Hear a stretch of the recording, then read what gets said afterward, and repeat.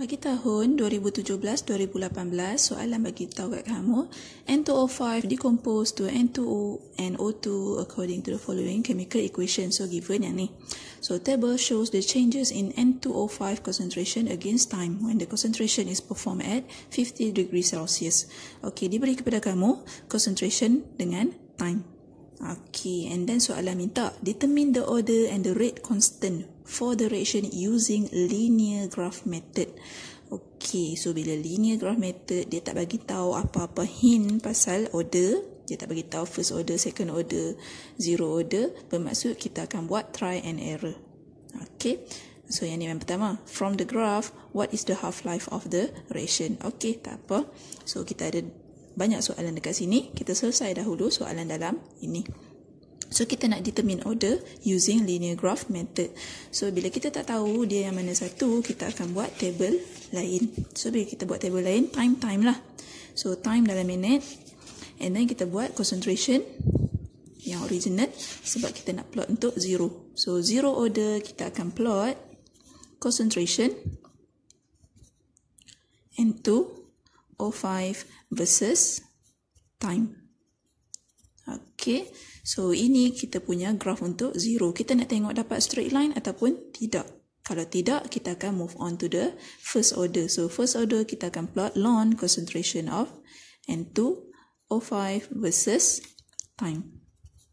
Pun sama, kita nak tengok kalau dia dapat graph straight line, okay, betul lah first order. Kalau bukan, kita akan move on to the second punya order. So, second punya order kita akan plot 1 over concentration N2O5 versus time. Okay, saya dah plot ketiga-tiganya sebab kamu malas nak plot. Tapi ingat soalan minta plot, meaning that guna graph paper. Okay, so saya buatlah kesemuanya. Concentration, saya letak kolom concentration. Ini untuk zero order. Zero. Ini ln untuk saya buat first order. 1 over concentration saya untuk buat second order. Okay, so saya plot satu demi satu. So, ini adalah zero order punya graph. So, bila kamu plot concentration versus time kat bawah ni, so ini yang saya akan dapat. So, saya nampak curve dekat sini. So, dia bukan straight line. So, kalau kamu nak tahu curve kata kamu letak pembaris, kamu nak buat straight line kan. So, dia boleh nampak. Kat situ kamu dah tak boleh buat. So, dia memang nampak curve dekat situ. Okay, line dia memang, dia punya dot dia memang kita akan produce curve. So, kamu nak buat straight tak boleh. Cara nak tengok, kita letak kita punya pembaris dekat hujung dengan hujung. Hujung dot dengan hujung dot. So, tengoklah. Dia memang nampak curve. Okay, and then saya plot pula first order. So, first order memang dia obvious. Kalau kamu sambungkan hujung dengan hujung, memang dia boleh dapat straight balance. So, ini sikit-sikit lah. Dia best fitted straight line. Okay, memang tak boleh dapat curve pun. Okay, so dia dapat straight line cantik. Okay, and then, so bila dapat straight line ni, proven lah dia adalah first order. Tapi kalau lah katalah kamu gila, kamu tak puas hati, so kamu buatlah lagi satu untuk second order. Okay, sepatutnya kamu stop dekat first order lah kalau kamu dapat. Kamu buat juga untuk second order. So, second order pun betul. Dia memang akan dapat curve. So, kalau kamu letak pembaris, sebab dia jarak jauh juga. So, pembaris memang dia nampak curve dekat situ. Okay, curve lukisan saya tak adalah cantik. Graf saya ni huduh sikit. Tak apalah, kamu pandai-pandai lah buat. So, proven. Inilah graf yang sepatutnya kita guna untuk kita cari jawapan. Okay, so dia adalah first order.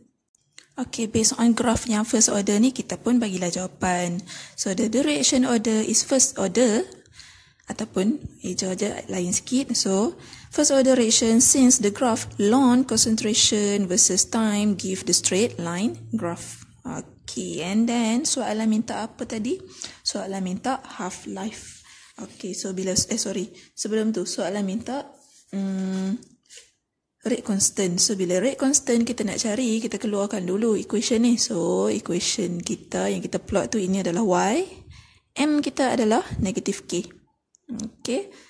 T kita adalah X. Kita plot tadi Y dengan X. So, slope kita adalah negative K. So daripada situlah kita nak cari slope kita ataupun kita nak cari constant kita. Kejap. Okey, daripada graf ni kita tengoklah slope kita. So slope kita buatlah dotted line untuk tunjuk bahawa kita sedang cari slope. Okey, slope kita akan dapat negatif 0.26 lebih kurang. So value kamu dapat lari sikit pun tak ada masalah. So means daripada kita punya graf tadi, daripada kita punya plot kita tadi ni, negatif K kita adalah M kita. Okay, so bermaksud negatif K equal to negatif 0.26. So soalan tanya pasal rate constant, maka K equal to 0.26. Ini adalah first order. So bila first order, unit untuk rate constant dia adalah per time. Okay, time kita dalam minit. So unit kita per minute. Unit mandatory. Okay, so selesailah kita punya K. Okay, kita nak cari half-life pula.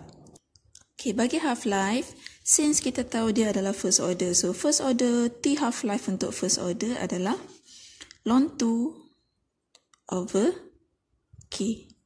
Okay, so ln 2 over K kita punya formula untuk half-life. Kalau kamu tak ni, kamu derive sendirilah daripada integrated rate law ni. Kita punya ln concentration T ni kita separuhkan, jadi separuhkan daripada initial. So kamu akan dapat macam ni, sebiji macam ni. Okay, and then masuk saja value K. K kita dah dapat tadi 0.26. So T half ln 2 over 0.26, kita akan dapat value kita lebih kurang 2.67 dan unit kita per minute. So T half kita pun dalam minit. Okay, so siaplah kita punya soalan untuk yang part pertama tadi. Okay, part ni siaplah half-life. Okay, soalan sambung lagi. Given the EA. Okay, so dia bagi EA pula.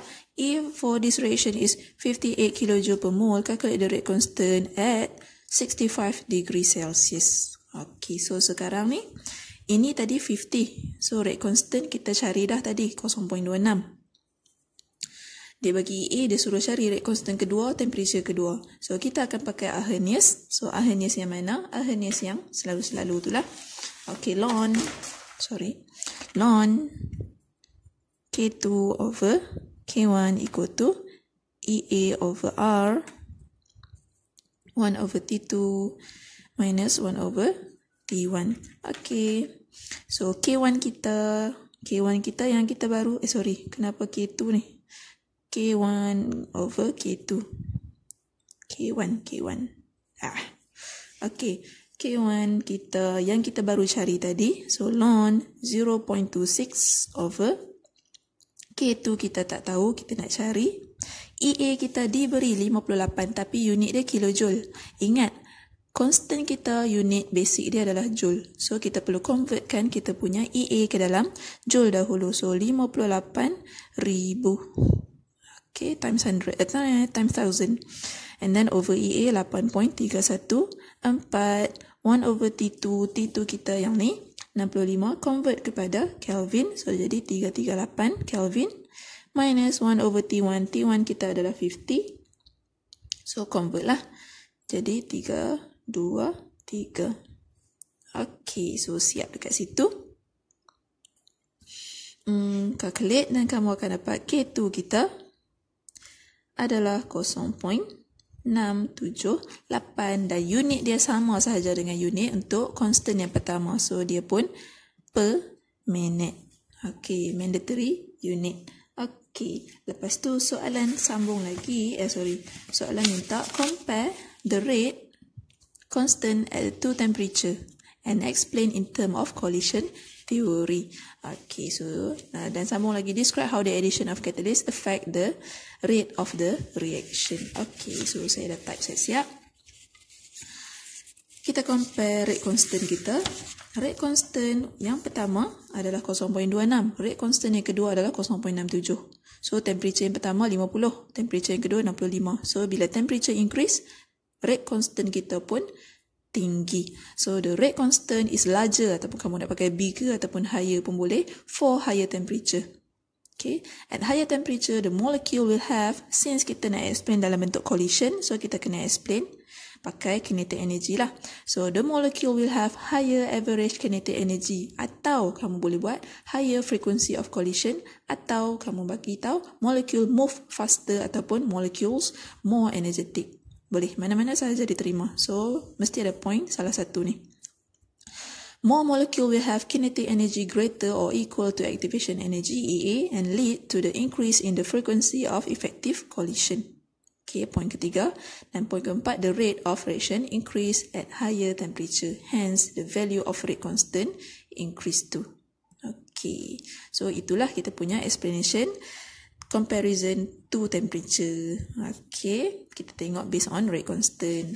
Okay, and then soalan minta catalyst So, dia tanya pasal macam mana addition of catalyst affect the rate of reaction. So, catalyst increase the rate of reaction ataupun speed up the reaction by providing an alternative pathway with lower activation energy. So, bila lower activation energy, more molecule will have kinetic energy greater or equal to activation energy and lead to increase in the frequency of effective collision. Okay, so kamu sambunglah ayat ni. Saya tak cukup paragraf sebenarnya. So, copy balik je ayat ni. Okay, so that's it.